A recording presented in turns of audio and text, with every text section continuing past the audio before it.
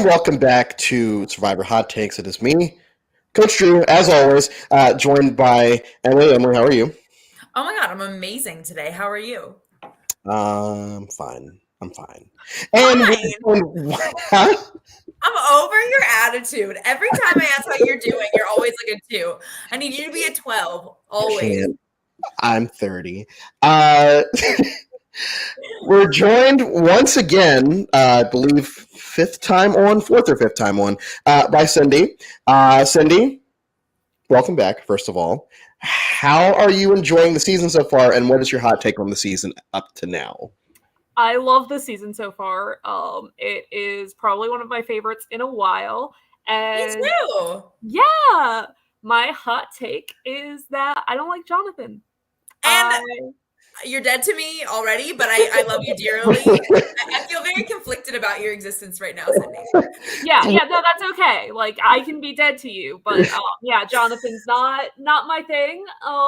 You know. So why is it the fact that he's like too heroic for you, or like? No, that challenge in itself should have changed your mind. I'm sorry. He gives off like James hero vibes to me, where it's like everyone is like, oh, he's a hero, and it turns out that he sucks. And just every time he comes back, he's gonna suck more and more and more. And we're gonna be like, oh, it turns out he was an asshole. He just keeps getting better. What do you mean? Cindy's other hot take is that she's not very high on Survivor China, which, yeah. You don't like Survivor China? I hate Survivor China. I thought we were friends. We can be friends, but when you ask for hot takes, you're gonna get hot takes. I'm burned by your hot takes. So I will say that I won't necessarily say that I've gotten James vibes from Jonathan as of yet. We're still early.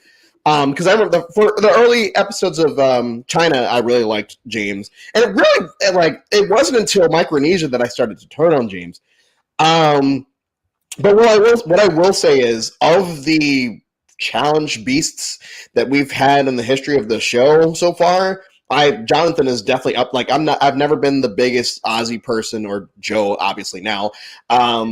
Or anybody like that, but like Jonathan hasn't done anything overly problematic and/or just been overly arrogant as of yet. Okay, go ahead. I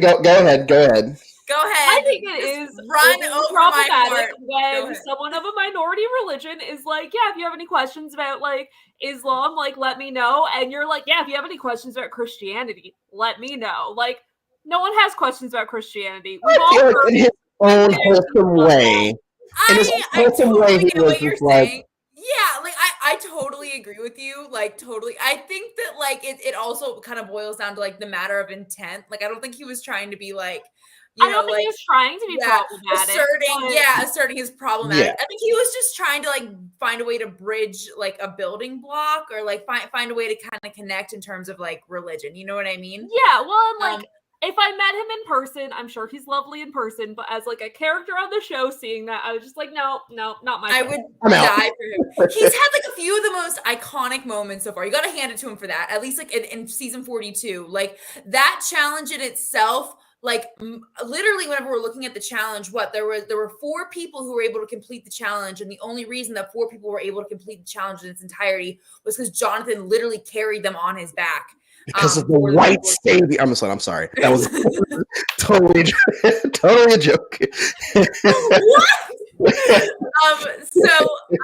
So that's like one piece, and then like the triangle piece. Like obviously, it was an endearing. Like it definitely wasn't his best moment, but it was endearing. You know, you mean the 11 triangles? I have 11. Like that was a great moment. I loved every second of that moment. At that point, I was high on Jonathan because so let's just keep riding that high, Cindy. All right, so Cindy, let's keep riding that to the episode. I guess we can start with the challenge. You know, the way that the trailer, like they do this a lot, and we always fall for it. The way the trailer made it seemed like wow, this is going to be like monumental. Whatever was about to happen.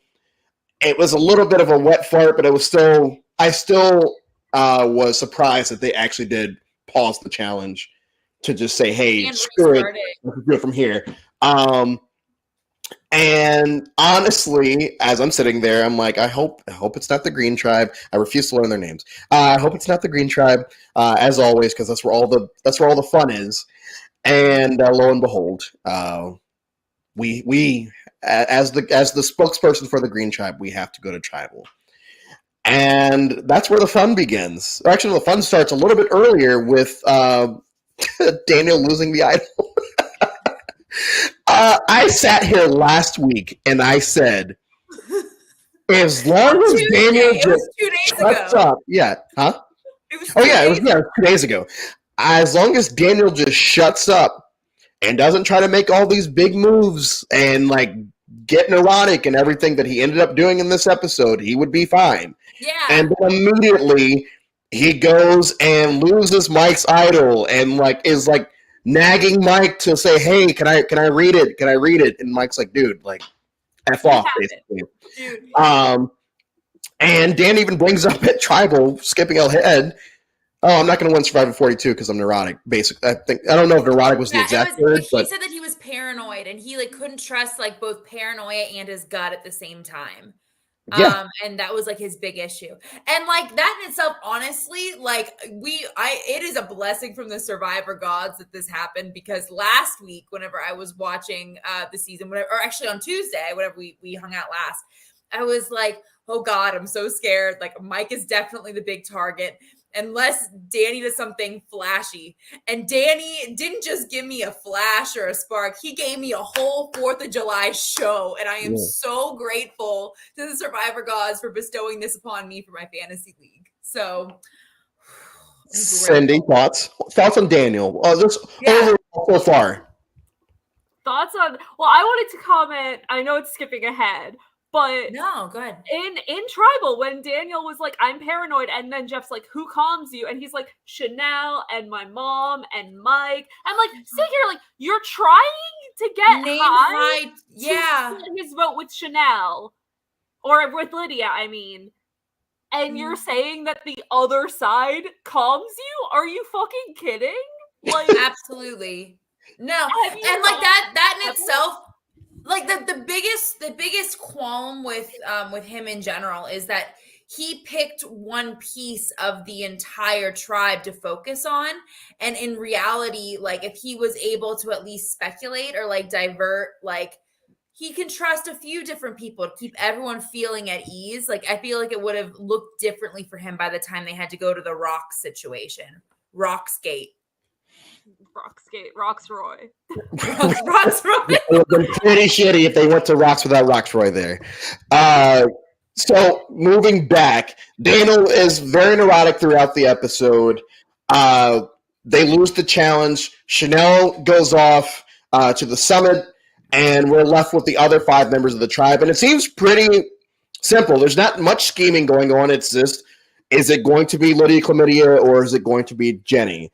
And these were not my favorite options to be on the block, because these are 2 of my more favorite people on that tribe. And quick pause, don't mean to interrupt you, but I just want to also make a note here. From on Tuesday, I told you the only 2 people I didn't put votes on because I was so confident in their security was both my queen, Lydia, and Jenny, who's also equally fabulous. And I'm devastated. Like the irony in that just blows my mind. You brought this on them. It's basically your fault. So I'm so glad.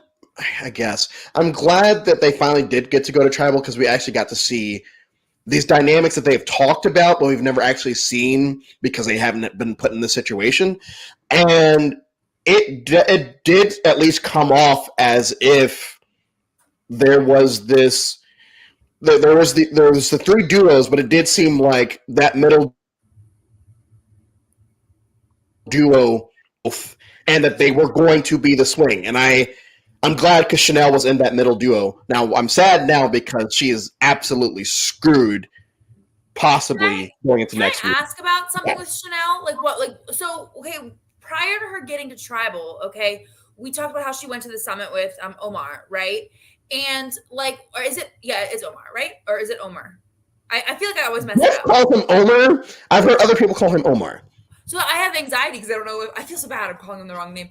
Anyway, so they meet, okay, at the summit, and it was really evident, and there was so much pretext before she went to make her decision, saying like, I can't do this. I can't risk my vote. I will not risk my vote. And then she said, I came to make big moves, bitches. Swerve, right? Like, and so like, my question for you guys is, why did she do that in the first place? You know, like if she was so set on not risking her vote, understanding full well that Mike didn't have his vote and they were thoroughly dependent on her and her vote, why did she make a move that wasn't just risky, it was detrimental and wrong? Like everyone knew it was wrong. Come on. Cindy?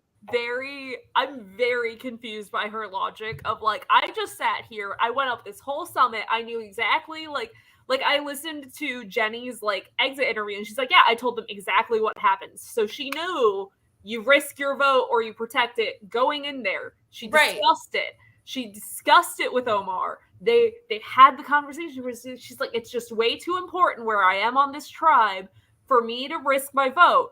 And then somehow she thinks that Omar is going to interpret that as she's definitely risking her vote and I need to protect it. Like, yeah, I think she was like, I feel like she was what she was trying to do and what she did were two very different things. I think she was trying to say to Omar, like, hey, like, I'm in a weird spot, so I really need any advantages that can come my way.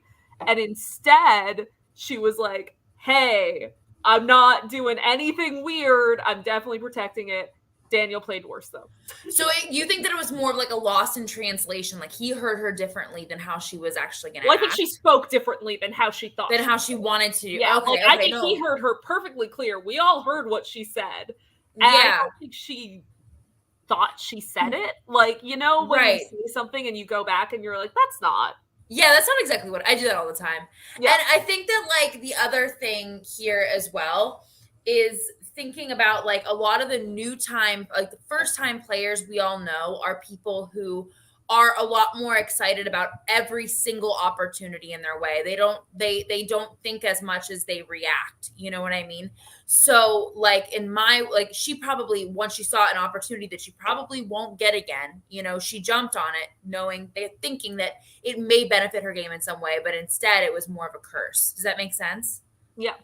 Yeah, it does. And that's why, you know, I've sat on here almost every week over the last year and a half, basically shitting on this perception that you have to make big moves. And especially pre-merge, when it's probably better if you just kind of lay low. Just chill. Don't be the person that everyone is looking at as like, oh wow, this person's playing too hard. Yeah. Because that's what's happened. That's what happened to Daniel, and that's what's about to happen to Chanel probably going to next episode, because she did this thing and she got caught with her pants down basically at Tribal. Yeah. Where, you know, Daniel's saying, hey, like back me up on this. You said this, right? And she's like, it's not about me. And it's like, okay, that definitely. I was still more annoyed with Daniel and out of the two, and I do think that he played it worse in the episode. But I don't think that Chanel's going to come out of this smelling like roses, because all it's going to take is Daniel just like get a couple of people or one person on his side and say, "Hey, this is all Chanel's fault. Let's go after her." I agree with you, and I think like I'm gonna continue to build off of the question that you shared a little bit earlier from Kim.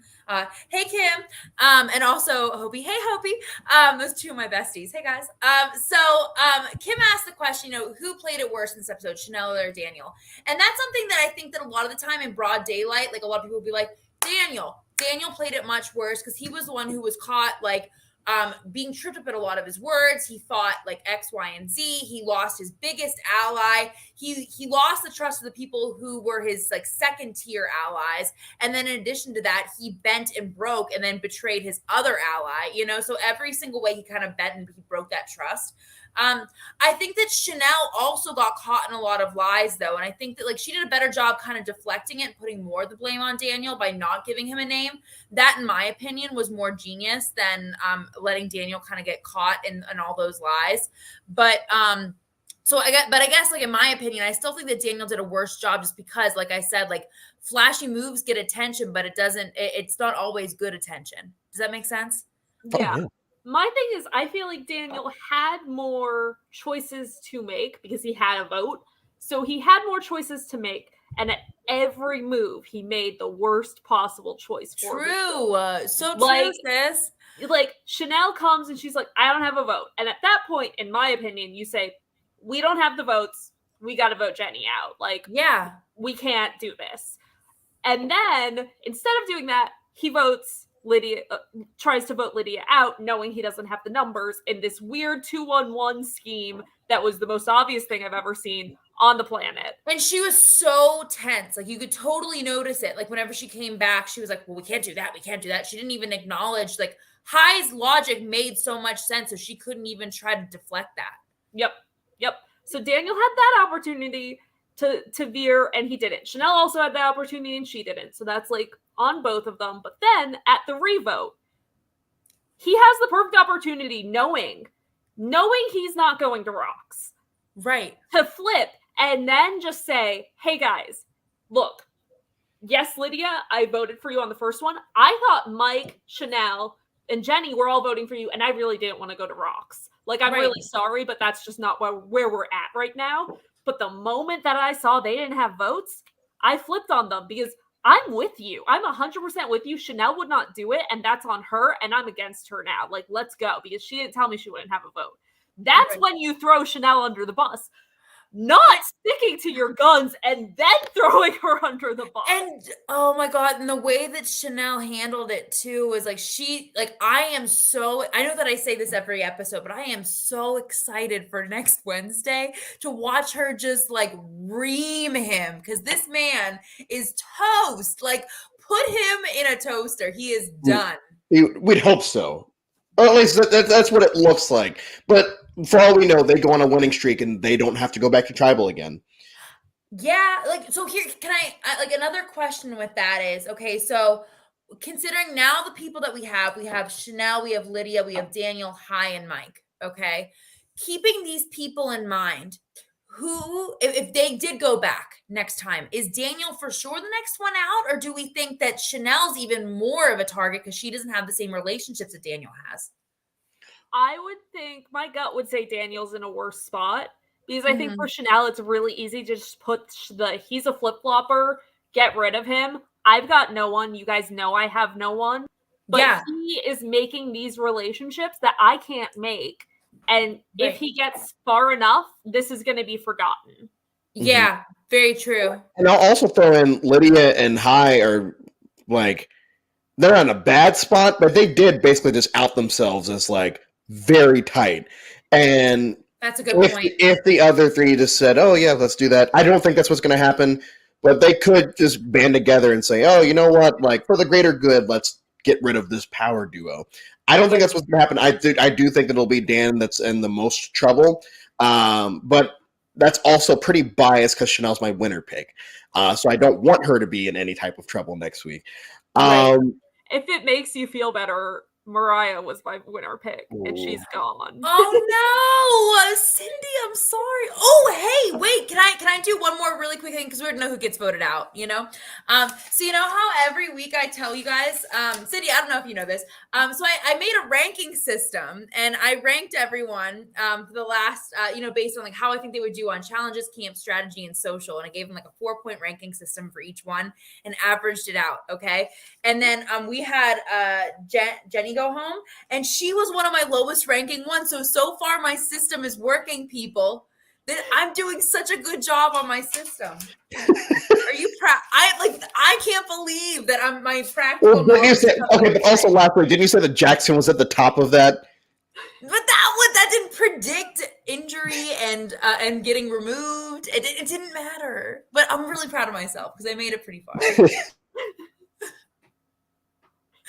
Anyway, this whole episode is the fact that I know a lot of people are really high on Jenny, and like I know that our opinions really don't matter; they don't at all. But the fact that so many people were standing Jenny, and for her to go home so early, one, I think that it'll, that just shows how exciting the season has been so far, where a large majority of people's winner pick went home this early, but also the season's going to be insane. Like, I didn't watch the episode live.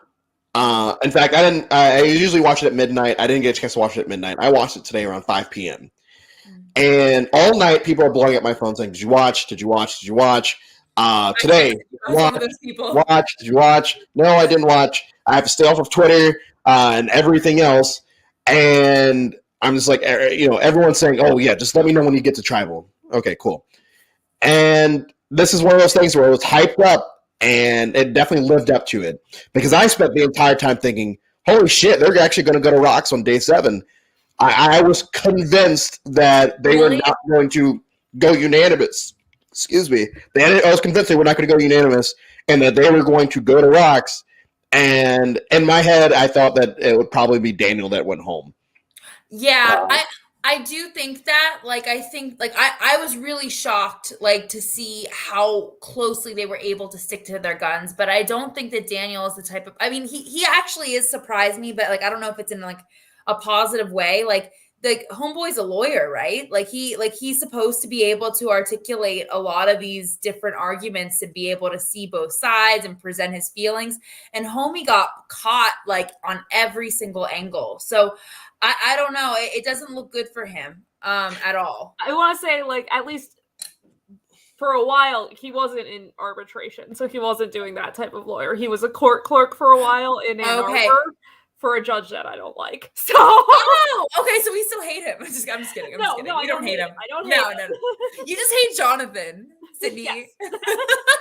Well, and so going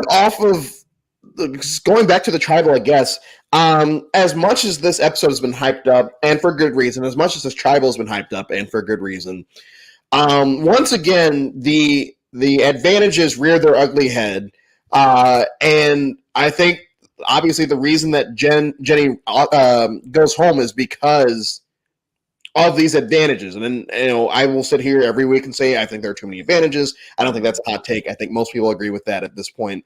And it sucks because I've seen the Michelle Yee comparison from Fiji, where it's like Michelle got screwed off of an advantage that had nothing to do with anything. And I think this is kind of the same thing, where it's like Jenny was in a great spot, and then all of a sudden her biggest ally doesn't have a vote, and someone that probably would have voted with her also didn't have a vote, and all of a sudden she goes home through no fault of her own.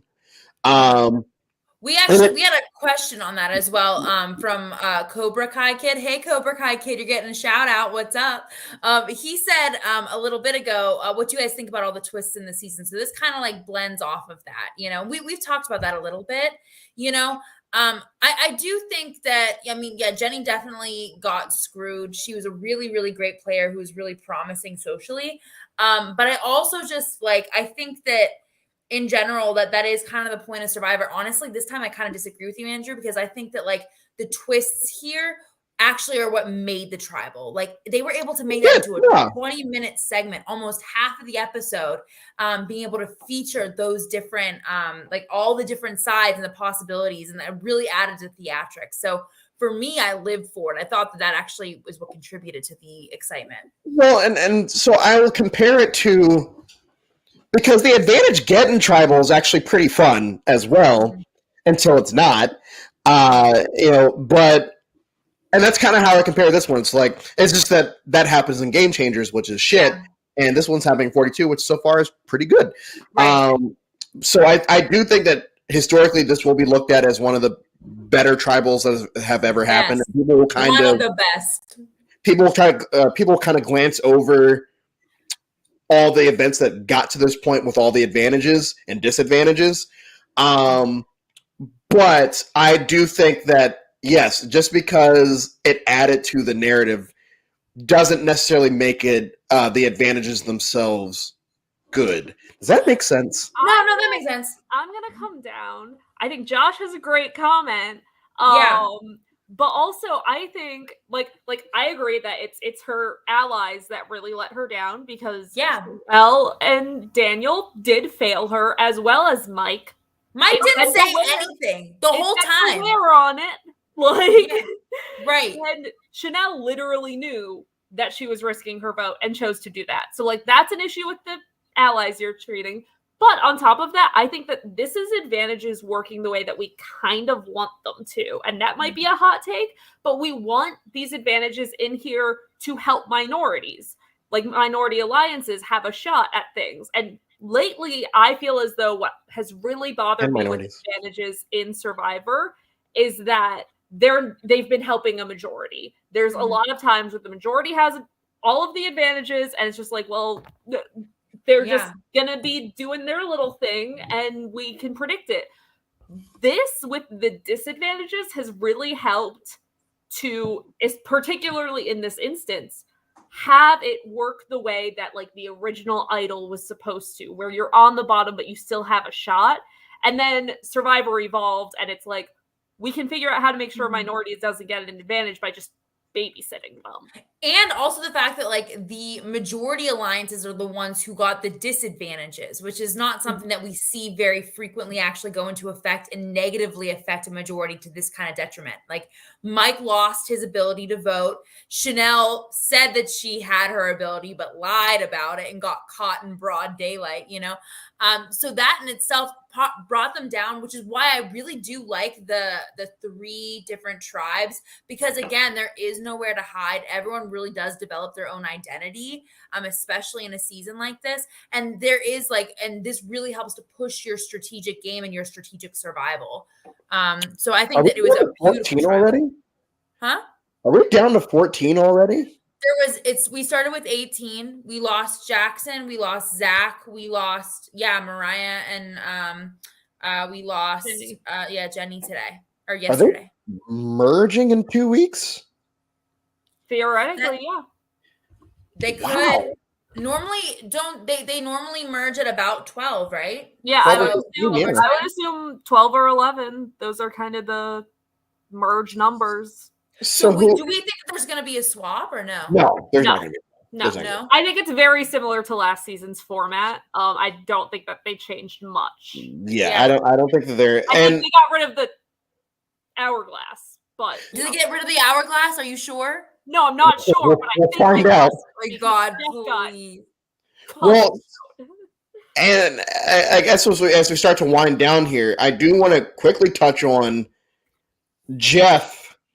In this episode, it was weird. Like, obviously we don't see everything, but when Hai goes, "Where are all the votes?" and Jeff seems pissed that Hai would ever ask a question like that, and it's like, why? That's a pretty dumb question, Hai.